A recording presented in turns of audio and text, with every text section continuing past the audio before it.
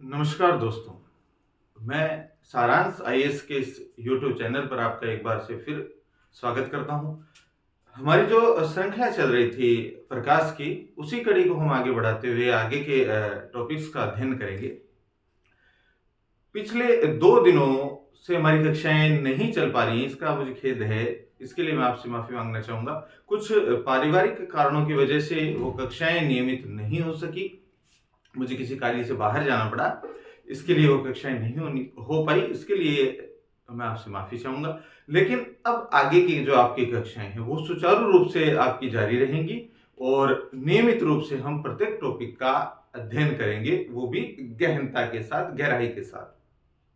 आज हम जो टॉपिक शुरू करने जा रहे हैं वो दर्पण के बारे में रहा। कल हमने जब बात की थी, या पीछे वाली कक्षा में जब हमने बात की थी, तो हमने देखा था कि दर्पण क्या होता है और किससे बना हुआ होता है। तो दर्पण क्या, यदि हम एक बार दोबारा से देखें तो दर्पण आपका क्या होता है। एक कोई कांच की पट्टिका थी और उस पट्टिका पर हमने परावर्तक पदार्थों की पॉलिश की थी। वो परावर्तक पदार्थ हमारे क्या थे? चांदी और एल्यूमिनियम थे। हमने देखा दर्पण 2 प्रकार के होते हैं। एक दर्पण लिया था हमने समतल दर्पण, और जो दूसरा हमारा दर्पण था वो था हमारा गोलीय दर्पण। एक समतल दर्पण और दूसरा गोलीय दर्पण। इसके बारे में हमने देखा था कि इसका जो परावर्तक पृष्ठ है वो क्या होता है? समतल होता है। ऐसे दर्पण जिनका परावर्तक पृष्ठ क्या हो? समतल हो, क्या कहलाता है? हमारा समतल दर्पण कहलाता है। और गोलीय दर्पण के बारे में हमने चर्चा की थी कि इनका परावर्तक जो पृष्ठ होता है वो कैसा होता है? गोल होता है। अब समतल दर्पण से बनने वाले प्रतिबिंब की हम कुछ विशेषताओं की बात करेंगे कि समतल दर्पण से बनने वाले प्रतिबिंब किस प्रकार के होते हैं और उनकी क्या क्या स्थितियां रहती हैं। तो हम बात कर लेते हैं समतल दर्पण से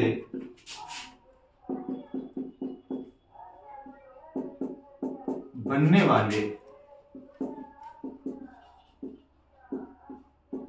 प्रतिबिंब की विशेषताएं।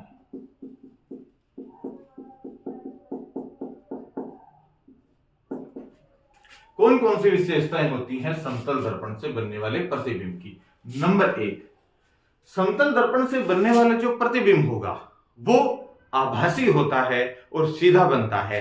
आभासी का मतलब इस प्रकार का जो दर्पण बने, प्रतिबिंब बनेगा वो बनता है दर्पण के पीछे। तो हम लिख सकते हैं कि प्रतिबिंब आभासी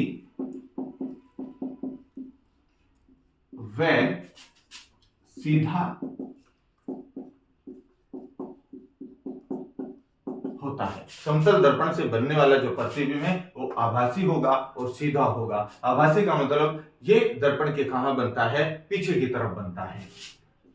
दूसरी यदि हम बात करें तो जो प्रतिबिंब का आकार होगा, प्रतिबिंब का जो आकार होगा वो वस्तु के आकार के बराबर होता है। वस्तु के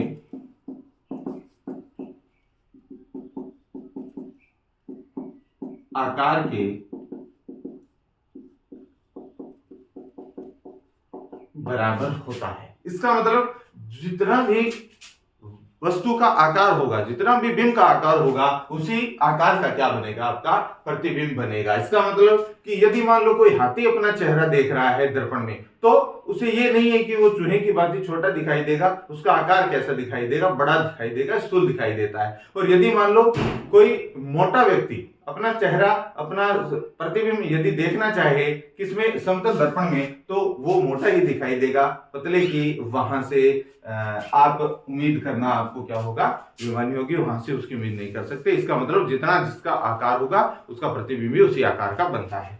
तीसरी बात कि जो प्रतिबिंब बनेगा, प्रतिबिंब जो बनेगा वो उतनी ही दूरी पर बनेगा और कहां बनेगा, दर्पण के पीछे बनेगा। तो प्रतिबिंब उतनी ही दूरी पर बनता है जितनी दूरी पर वस्तु रखी हुई है। वस्तु सदैव दर्पण के आगे रखी जाएगी और प्रतिबिंब दर्पण के, अब समतल दर्पण की बात करें, समतल दर्पण से बनने वाला प्रतिबिंब दर्पण के पीछे बनेगा, उतनी ही दूरी पर बनेगा जितनी दूरी पर वस्तु हमने रखी हुई है। तो प्रतिबिंब उतनी ही दूरी पर बनता है, उतनी ही दूरी पर बनेगा जितनी दूरी पर वस्तु रखी होगी। यदि हम बात करें एक और की, कि जो समतल दर्पण है इससे बनने वाले जो प्रतिबिंब होगा, इसमें क्या होगा कि जो वस्तु है उस वस्तु का बायां भाग दायां और दायां भाग कैसा दिखाई देता है, बायां भाग दिखाई देता है। बायां भाग दायां और दायां भाग कैसा दिखाई देगा, बायां भाग दिखाई देगा। इस प्रकार का परिवर्तन क्या कहलाता है, इस प्रकार का जो परावर्तन है वो क्या कहलाता है, वो कहलाता है पार्श्व परावर्तन। इसका मतलब कि दायां भाग बायां और बायां भाग यदि कैसा दिखाई दे वस्तु का किसी प्रतिबिंब में, उल्टा दिखाई दे, बायां भाग दायां और दायां भाग बायां दिखाई दे, तो इस प्रकार का जो परावर्तन होगा वो पार्श्व परावर्तन कहलाता है। तो प्रतिबिंब इसमें लिख लेते हैं, प्रतिबिंब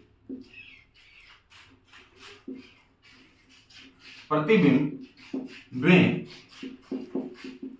वस्तु का बायां भाग दायां तथा दायां भाग बायां दिखाई देगा। और इस प्रकार का जो परावर्तन होगा उस परावर्तन को हम कहते हैं पार्श्व परावर्तन या पार्श्व परिवर्तन। पार्श्व परावर्तन या पार्श्व परिवर्तन भी हम इसको कहते हैं। मान लो एक प्रश्न पेपर में आया हुआ था कि यदि कोई व्यक्ति बाएं हाथ से दाएं कान को पकड़ता है तो उसका कैसा बिंब बनेगा, उसका प्रतिबिंब कैसा बनेगा। यदि कोई व्यक्ति बाएं हाथ से दाएं कान को पकड़ता है तो प्रतिबिंब में उसको क्या दिखाई देगा, उसको दिखाई देगा कि उसने दाएं हाथ से कौन से कान को पकड़ा हुआ है, बाएं कान को पकड़ा हुआ है। तो इस प्रकार का परावर्तन क्या कहलाता है, पार्श्व परावर्तन कहलाता है। कुछ नोट लगाकर भी लिख सकते हैं, कुछ ऐसे अल्फाबेट होते हैं हमारे जिनमें पार्श्व परावर्तन नहीं होता है, वो पार्श्व परावर्तन नहीं दर्शाते। जैसे कि A, I, H, M, O, U, T, V, W, X और वाई। ये कुछ ऐसे अल्फाबेट्स हैं जो क्या नहीं दर्शाते हैं, पार्श्व परावर्तन नहीं दर्शाते हैं। इनमें जो स्थितियां रहेंगी वो सेम ही रहती हैं यदि हम उसको किस में देखें, समतल दर्पण में देखें। तो ये कुछ बातें थी। इसके बाद में नेक्स्ट की यदि हम बात करें तो एक बात और है कि यदि कोई समतल दर्पण है और उस समतल दर्पण के लंबवत यदि कोई व्यक्ति किसी चाल से उस दर्पण के पास आ रहा है या दर्पण से दूर जा रहा है तो प्रतिबिंब में उसको ऐसा लगेगा या प्रतिबिंब में उसकी जो चाल है वो क्या हो जाएगी, दुगनी हो जाएगी। इसका मतलब यदि कोई व्यक्ति किसी वी चाल से दर्पण के पास आ रहा है या उससे दूर जा रहा है तो प्रतिबिंब में दिखाई देगा कि वो 2v दुगनी चाल से वस्तु से पास आता, दर्पण के पास आता या दर्पण से दूर जाता हुआ हमें दिखाई देता है। एक बात और कर लेते हैं कि यदि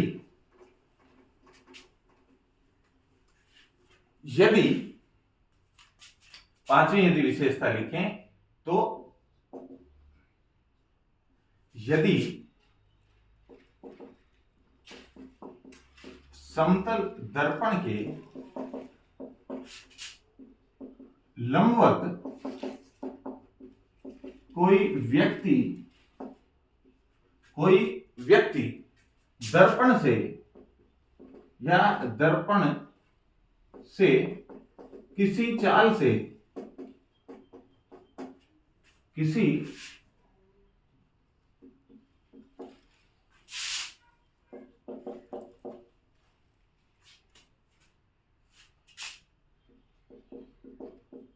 पास आता है या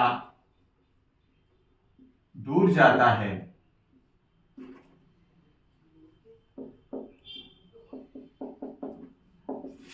तो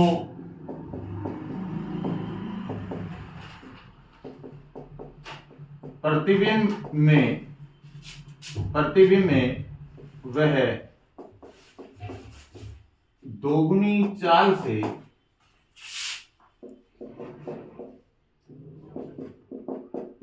पास आता या दूर जाता दिखाई देगा। पास आता या दूर जाता क्या होगा, दिखाई देगा।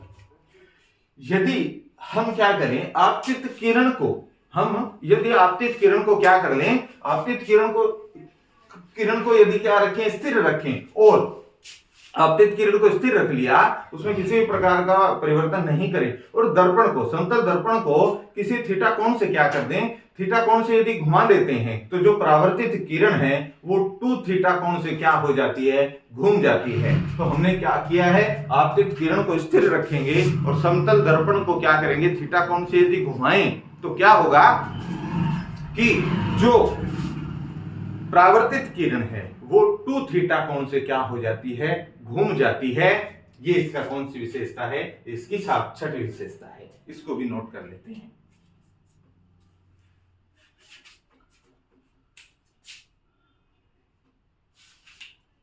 कि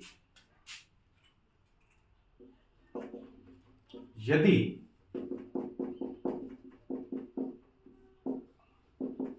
आपतित किरण को स्थिर रखें, स्थिर रखकर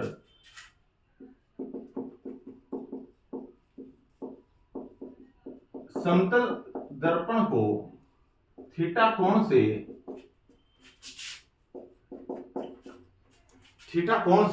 घुमा दें तो थीटा कोण से घुमा दें तो परावर्तित किरण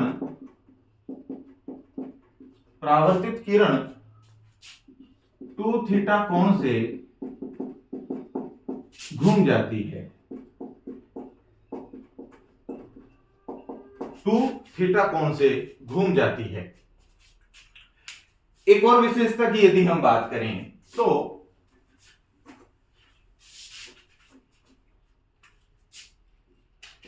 एक विशेषता की बात यदि ये करें कि यदि किसी व्यक्ति को अपना पूर्ण प्रतिबिंब देखना है दर्पण में, यदि कोई व्यक्ति है और उस व्यक्ति को अपना पूर्ण प्रतिबिंब देखना है दर्पण में, तो उसे किस लंबाई का दर्पण उपयोग करना चाहिए, तो उसे उस व्यक्ति के, उसे उस वस्तु के आकार के, उस वस्तु के आकार के आधे लंबाई के क्या करना चाहिए, बराबर, आधे लंबाई के बराबर के दर्पण का क्या करना चाहिए, उपयोग करना चाहिए। मान लो कि यदि किसी व्यक्ति की जो हाइट है, जो ऊंचाई है, वो लंबाई है वो 6 फीट है, तो उसे कितने फीट के दर्पण का उपयोग करना चाहिए, तो उसे 3 फीट के दर्पण का क्या करना चाहिए, उपयोग करना चाहिए। तो ये भी यदि लिख लें कि यदि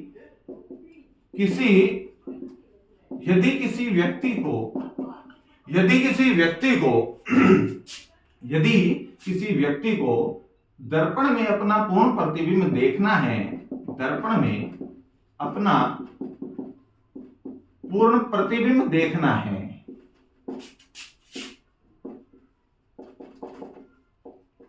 तो उसे अपनी लंबाई के आधे लंबाई के दर्पण की क्या होगी, दर्पण की आवश्यकता होगी, दर्पण की क्या होगी, आवश्यकता होगी। तो ये थी हमारी एक और विशेषता किसके बारे में, समतल। तो ये थे हमारे समतल दर्पण से क्या थी, प्रतिबिंब की विशेषता कि एक तो प्रतिबिंब कैसा बनेगा, आभासी और सीधा बनेगा, क्योंकि आभासी है और आभासी प्रतिबिंब जो बनते हैं वो दर्पण के पीछे। तो प्रतिबिंब कहां बनेगा? आभासी बनेगा, अर्थात दर्पण के पीछे। और कैसा बनेगा? सीधा बनेगा। वस्तु का आकार के बराबर ही प्रतिबिंब का आकार होगा।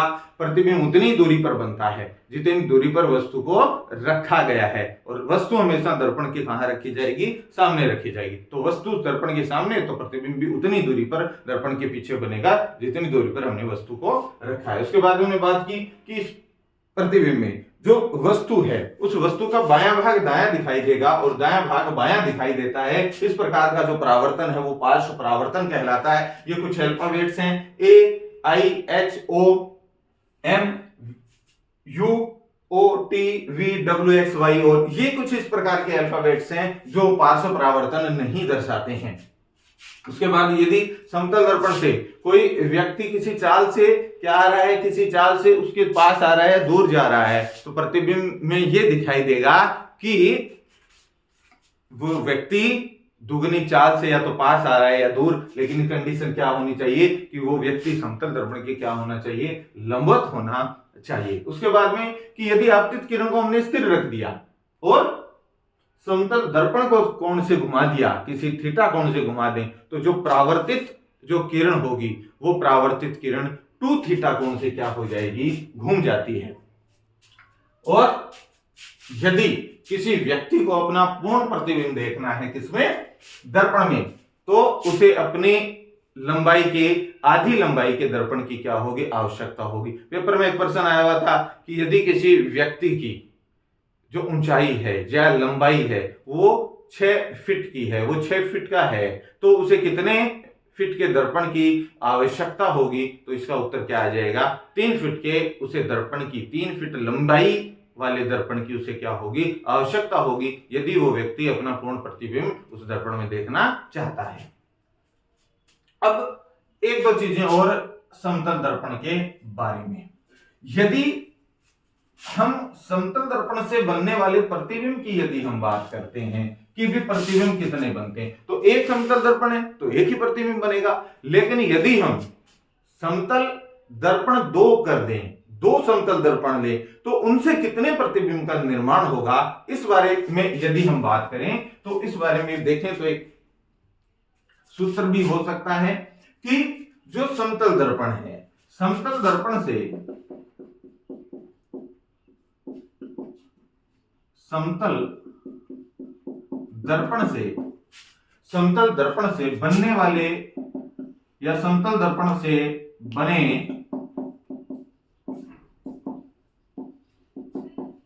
प्रतिबिंबों की संख्या कितनी होगी? तो इसका एक सूत्र है हमारे पास, प्रतिबिंब की संख्या n बराबर 360 बटे थीटा माइनस में 1। यहां पर थीटा क्या है? तो यहां पर ये जो थीटा है वो 2 समतल दर्पण के मध्य कोण है, 2 समतल दर्पण के मध्य कोण है। यदि कोई समतल दर्पण किसी कोण पर रखे गए हैं, 2 समतल दर्पण, उनको किसी कोण पर यदि हमने रखा हुआ है, उनके बीच कितने कोण हैं उसको अगर हमारे पास पता है तो हम वहां से बता लगा सकते हैं कि उनसे जो प्रतिबिंब बनेंगे उनकी संख्या कितनी होगी। मान लो कि यदि 2 समतल दर्पण हैं, इसका यदि एक एग्जांपल यदि हम करने की बात करें, यदि 2 समतल दर्पण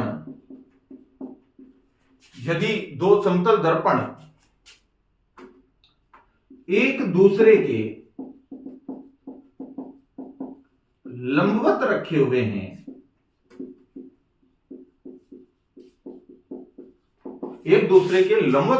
हैं, तो उनसे बनने वाले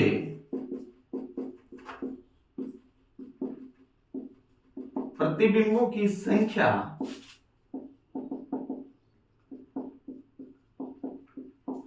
होगी। उनसे कितने प्रतिबिंब बनेंगे, उनसे बनने वाले प्रतिबिंब की संख्या कितनी होगी। यहां पर हमारे पास सूत्र है, प्रतिबिंब की संख्या n बराबर 360 बटे थीटा। और चूंकि दर्पण एक दूसरे के लंबवत हैं, लंबवत का मतलब हो गया कि वो दोनों दर्पण एक दूसरे के लंबवत का मतलब दोनों के बीच जो कोण का मान होगा वो कितना होगा, 90 डिग्री होगा, 90 डिग्री होगा। इसका मतलब थीटा की वैल्यू कितनी आ गई, 90 डिग्री माइनस में 1। अगर इसको हम सॉल्व करें तो कितना आएगा, ये 4 बार कट जाएगा, 4 माइनस 1 बराबर 3। इसका मतलब यदि समतल दर्पण लंबवत हैं तो उनसे बनने वाले जो प्रतिबिंब होंगे वो प्रतिबिंब कितने होंगे, 3 होंगे। उनसे बनने वाले प्रतिबिंब कितने होंगे, 3 होंगे। और यदि देखो पेपर में यही से ही ऐसे ही सवाल पूछे जाते हैं आजकल कि यदि लंबवत है तो उनसे बनने वाले प्रतिबिंब कितने होंगे, और यदि वो क्या है, एक दूसरे के लंबवत ना होकर एक दूसरे के मान लो समांतर हैं। समांतर का मतलब वहां पर कोण का मान क्या हो जाएगा, बदल जाएगा। कोण कितना हो जाएगा, वहां पर 0 डिग्री हो जाएगा। कोण कितना हो जाएगा उसके लिए भी हम देख लेते हैं। तो ये ध्यान नहीं रखना, याद कर लेना, सूत्र भी है आपके पास, सूत्र से भी निकाल सकते हो, अन्यथा आपके पास में ये याद भी है, याद भी रख सकते हो कि लंबवत है तो लंबवत में कितने प्रतिबिंब बनेंगे, 3 प्रतिबिंब बनेंगे। यदि हमने उनको क्या रख दिया, दर्पणों को रख दिया एक दूसरे के समांतर, समांतर का मतलब वहां पर कोण का मान कितना हो जाएगा, वहां पर कोण का मान हो जाएगा 0 डिग्री। कितना, यही यदि हम यही कर ले इसको तो लंबवत के स्थान पर क्या रखा हुआ है, समांतर रखे हुए हैं। तो समांतर है तो वहां पर यहां पर इस एंगल का मान क्या हो जाएगा, चेंज हो जाएगा, और उसका मान कितना हो जाएगा 360 बटे में थीटा की वैल्यू हमें पता है, थीटा की वैल्यू कितनी होती है समांतर में, थीटा बराबर 0 डिग्री, तो 0 माइनस 1 इसका मान कितना आ गया, तो इसका मान कितना आ जाएगा।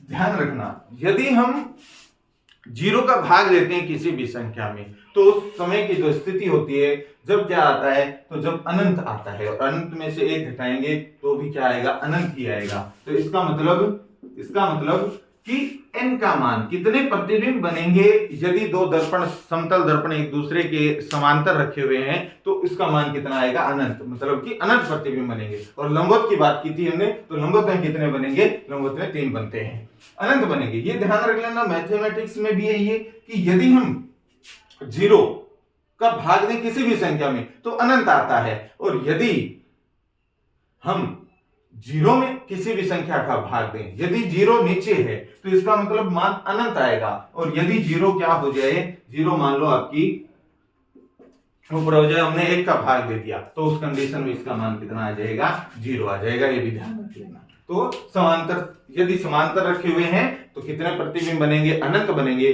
और यदि लंबवत हैं तो कितने प्रतिबिंब बनेंगे, 3 प्रतिबिंब बनेंगे।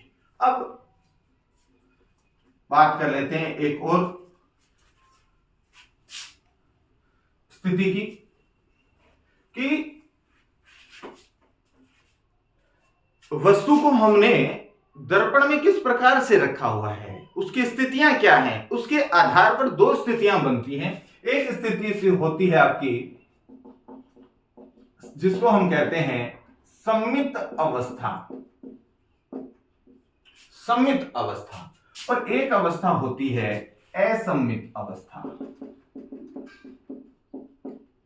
एक स्थिति होती है असम्मित, एक सम्मित और दूसरा होता है असम्मित अवस्था। सम्मित अवस्था में क्या होगा कि इसमें जो वस्तु होगी, इस जो अवस्था है, इस अवस्था में सम्मित है। सम्मित का मतलब इस अवस्था में जो वस्तु होगी वो जो 2 दर्पण हमने लिए हैं उन दोनों दर्पणों के ठीक क्या होगी, बीच में होगी।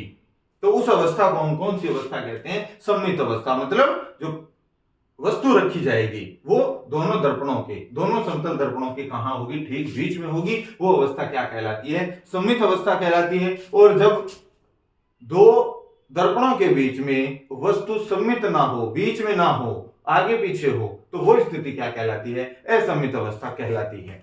इसमें अगर हम लिखना चाहें तो लिख सकते हैं कि इस अवस्था में वस्तु दोनों समतल दर्पणों के ठीक मध्य में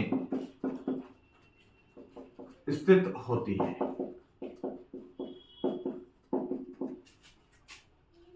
और असममित में क्या होगी कि इस अवस्था में वस्तु दोनों दर्पणों के मध्य स्थित नहीं होती है। दोनों दर्पणों के मध्य स्थित नहीं होती है। अब इसमें भी यदि हम बात करें, सुनना ध्यान से, कि अगर हमसे सीधा पूछ लिया जाए कि प्रतिबिंबों की संख्या ज्ञात कीजिए, यदि कोई समतल दर्पण है वो 90 डिग्री या 120 डिग्री या 0 डिग्री किसी भी एंगल पर रखे हुए हैं, तो उनके बीच में हमसे पूछ लिया कि उनसे बनने वाले प्रतिबिंब कितने होंगे, तो उस अवस्था में आपको सममित अवस्था को लेकर ही क्या निकालना है, प्रतिबिंबों की संख्या निकालनी है। और उसका सीधा सा ही क्या है वो सूत्र हमने देखा था कि n बराबर 360 बटे थीटा माइनस 1। इस सूत्र से हम क्या निकाल लेंगे, सममित जो प्रतिबिंब है उसकी संख्या क्या क्या कर लेंगे, मान निकाल लेंगे। और यदि असममित यदि दिया हुआ हो पेपर में, तो हमें क्या करना है। देखो इसमें भी कुछ और विशेषता है, यदि थोड़ा सा डीपली अगर हम बात करें कि यदि हमें क्या दिया हुआ है, सममित दिया हुआ है, सममित में भी इसकी हम कुछ स्थितियां लिख लेते हैं।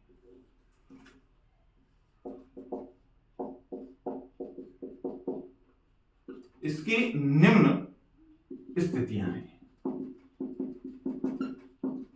कौन कौन सी स्थितियां हैं कि यदि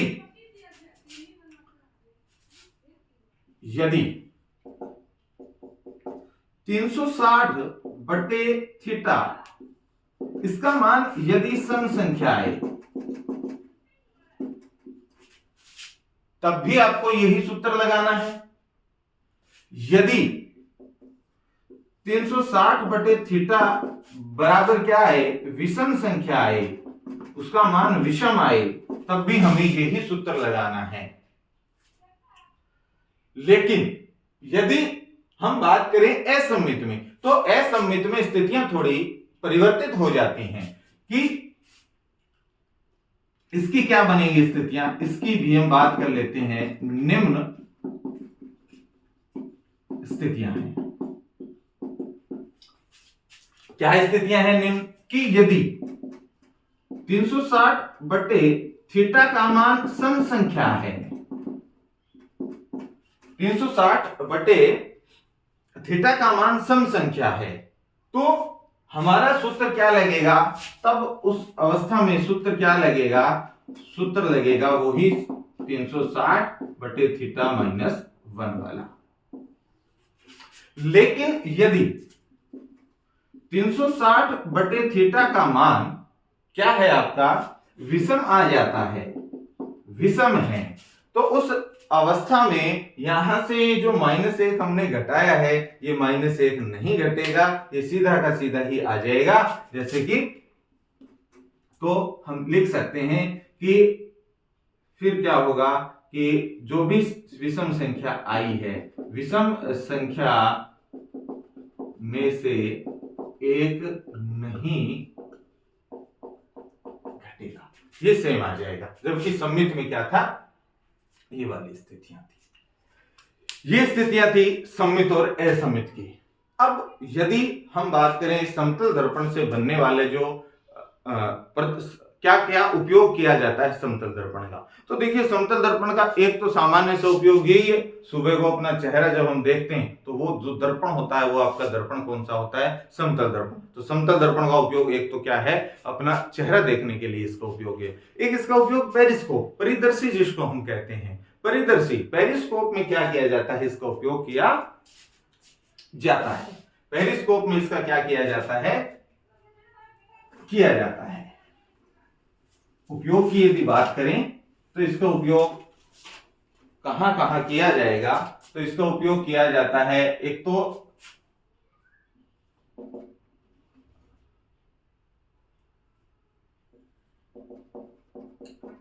अपना